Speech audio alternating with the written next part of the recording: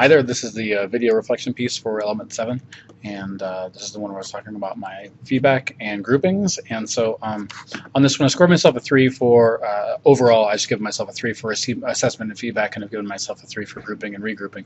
On this one, the assessment and feedback that was used was I showed a bunch of different ones, but I showed the level 6 assessment, end of unit assessment for that they did, and so that was definitely a good old-fashioned test. But I also showed that I used several different computer programs to have the students working through different simulations and things.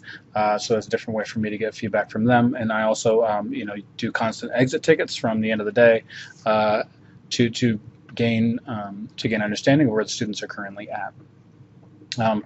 The students map their scores using matrices and trackers on the back of their proficiency scales, and I always use the true score indicator through Empower to help me make that assessment as far as their summative score. Students can talk about what score they deserve and why, as evidenced by Guillermo's mind conversation, and so that's my feedback and assessment part. If I had to say, if I had one. If I had any weaknesses on that one, I think I would love to get even better at letting students design the assessments and do that. That would be a definite thing that I would like to improve upon. But ultimately, I'm trying to, every little thing they do is a little piece of the puzzle, and so that all goes together to give me that summative scoring. Grouping and regrouping. I demonstrated how we go about organizing groups and levels for effective instruction. I did talk about the feedback that I use, that I get from them to determine the next steps for each group. And I didn't talk about it, but the students are, when my level 6s are meeting with me, the other students are back working on other things. Either they're working on problems together, they're working on center work through different websites and different things like Prodigy and IXL, specific to what it is that we're working on in class. And students can describe kind of how close they are. No, they can describe how close they are to moving to the next level based upon where they're at and currently what they still need to get done. If I had to say strengths in this one would definitely be determining what support is needed just by basic conversations that you have with the kids and then the things that you're getting, and then that constant feedback. I'm taking in at least one piece of evidence every single day that I can look at and take a look and guide my instruction from there on out. I think that regrouping and regrouping,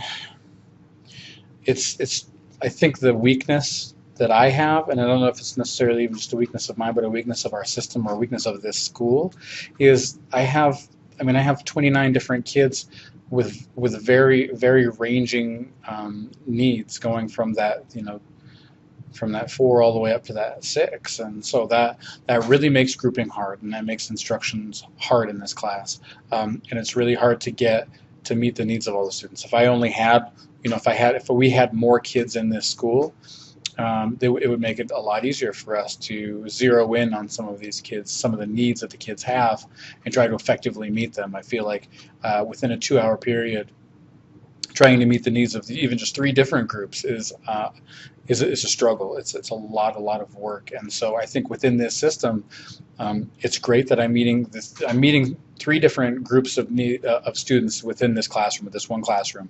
I'm meeting their needs with 3 different lessons and 3 different curriculum, and that is huge. That's great. I don't know. Sometimes I wonder how effective it is, though, and sometimes I wonder how effective I am being within that system or within this system in this class that we have developed. It's easy. It would be easy for me to say, "Hey, I'm doing my best," and that's great. But I don't always feel that way, and so with this number of students that I have and the number of groups that I'm not being forced to teach. That sounds bad. With the number of students that I have and the groups that I am teaching, that's the weakness. That's the weakness. So, anyways, I hope that helps. Thank you.